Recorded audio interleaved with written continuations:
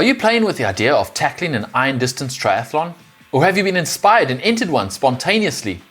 If an Ironman is in your future and you're wondering where to start, keep watching as we take a look at what it takes to finish an Ironman.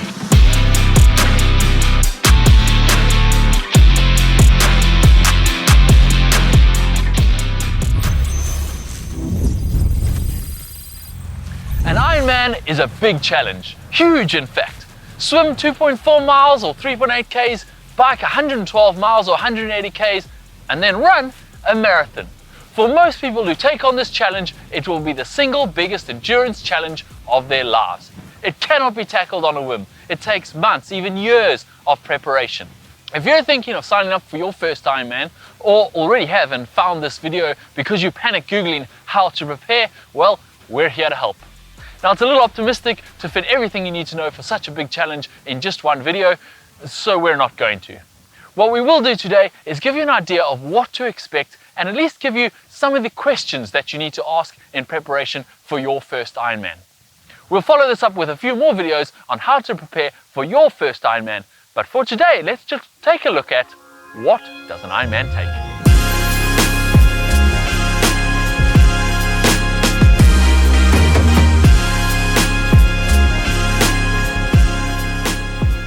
So when should you plan your first iron distance attempt? How many weeks, months or years do you need to allocate to preparing for it?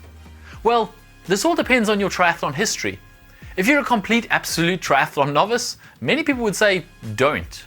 Don't plan to do an iron distance event. And if you do, don't plan for one for another 2 or 3 years. But we get it. It's not really a challenge if you can't even get the goal in focus.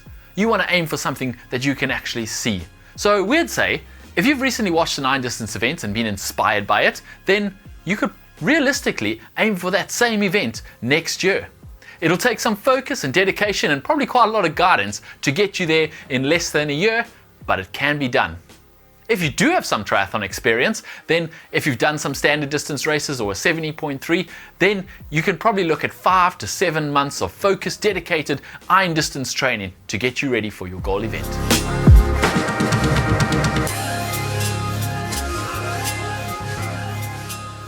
Picking a date on a calendar and entering an event is really the easy part.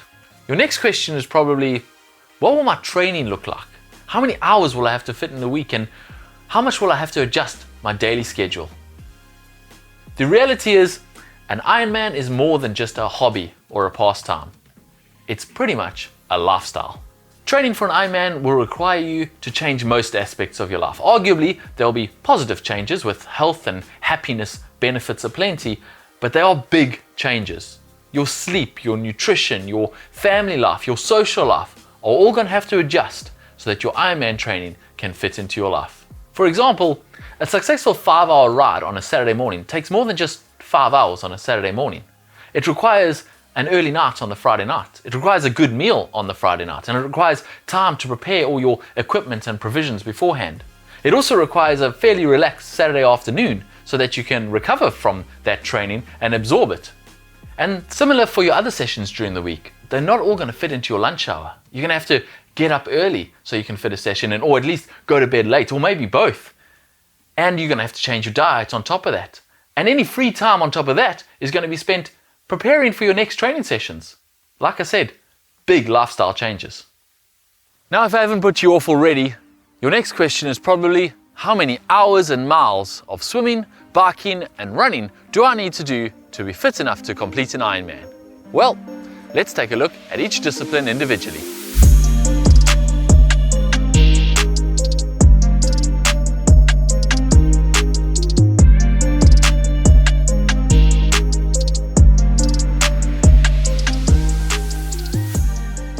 A 3,800 meter or 2.4 mile swim is a big swim for most people.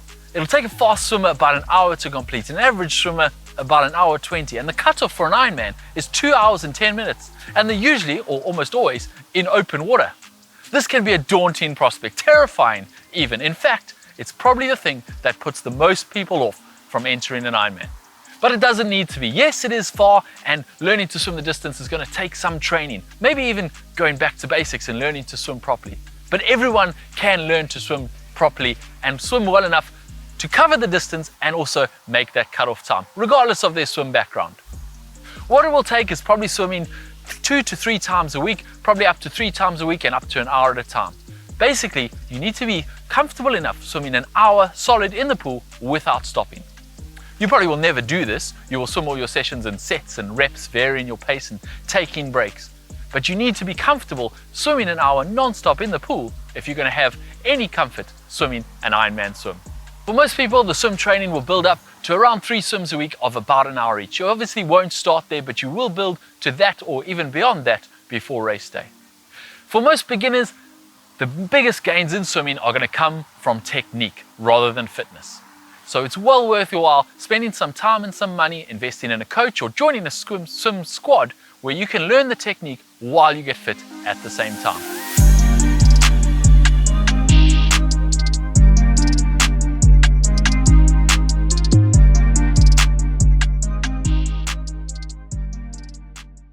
The 180k bike leg is the biggest part of your Ironman day. To give you an idea, the cutoff for the bike is normally about 10 hours after the start or nearly 8 hours after the swim cutoff. If you ride at a steady 25 kilometers an hour or 15.5 miles an hour for the full distance, it will take you over 7 hours to complete the bike leg alone. This means, particularly time-wise, the bike will also be the biggest part of your training. This is because, of course, it's the biggest part of your day, but also because of the nature of cycling. You simply cannot prepare for 6 to 7 hours of cycling in your race with 30-minute sessions. You have to do the longer sessions.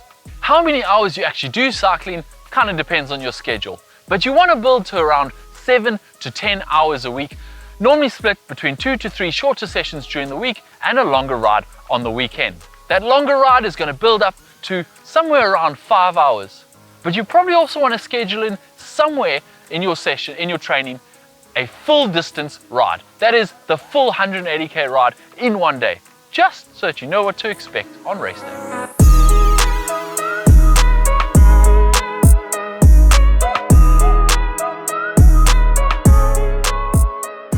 The run is, of course, a marathon. Everyone knows how difficult and challenging a marathon is without the swim in the bike before. So obviously, doing it after a 3.8k swim and 180k bike is a daunting prospect.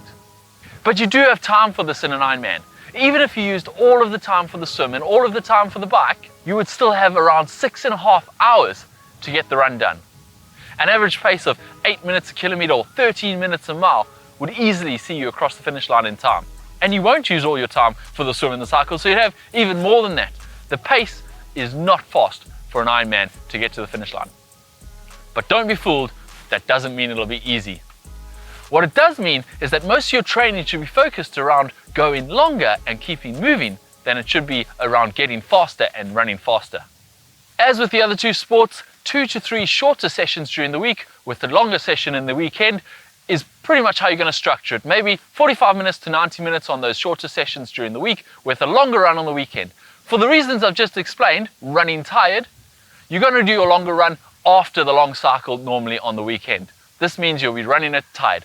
Unlike the cycle or the swim though, you'll probably never get to race distance during your run training. Running a full marathon in training is just not worth it, and the amount of time it takes to recover from that is just not practical.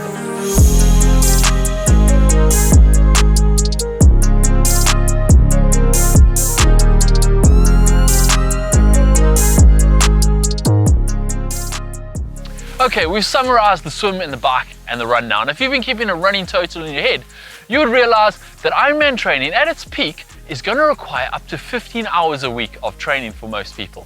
Obviously, that's the low end of the spectrum as far as duration. Some people do much more, and also some talented athletes could get away with a lot less. And also, you're going to build to this. You're not going to start with this kind of volume.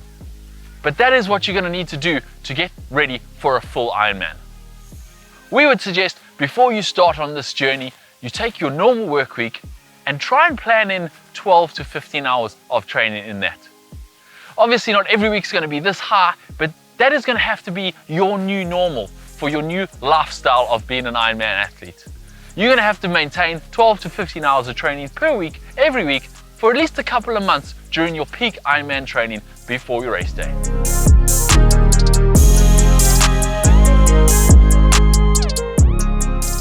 You'll notice we haven't spoken about your Ironman equipment at all yet, and for good reason.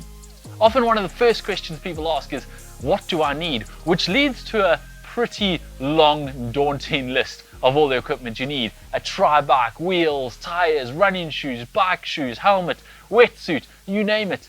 And a whole bunch of other training equipment too that you're not even going to use for your race. It can be pretty overwhelming. But you don't need all of that stuff immediately. In fact, you can use your old swimsuit that you used at your last beach holiday, an old pair of trainers, and whatever bike you've got in the garage to start off. And then you can gradually build your equipment that you need for race day over the months and years that you have before your race actually comes around.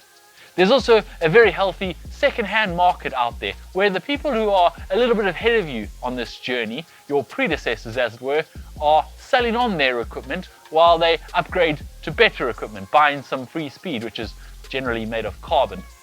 So have a look around, find the stuff you need at a price you can afford, and don't let money deter you from your Ironman goals.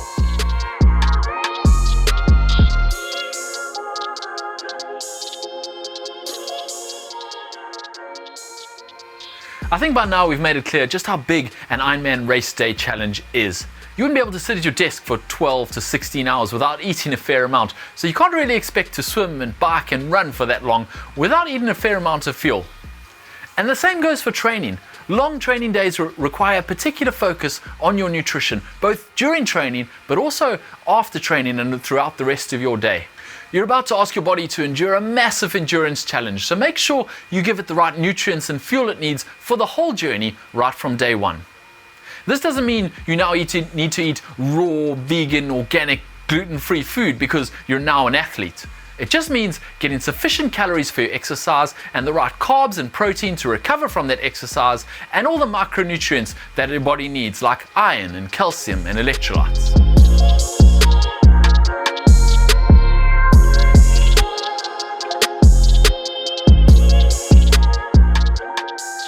Although it's probably still a long way off, it's worth starting sooner rather than later to analyze your goal race a little bit and look at the particular challenges it provides, such as heat and hills, wind, rough seas, rough roads, so that you can be as prepared as possible on race day. It's also worth looking at the logistics of your event, with races catering to up to 3,000 athletes, and you are definitely required to be there at least the day before for bike check, and if not 2 days before for race briefing. You're definitely going to have to overnight at the venue. And traveling home immediately after an Ironman is practically impossible. You're going to need to rest in a hotel. So you're going to look at a few nights at the venue, which means you need to look at accommodation options, and those sell out way in advance. You're also going to need to look at your flights, because with that many people traveling, you need to book those way in advance too.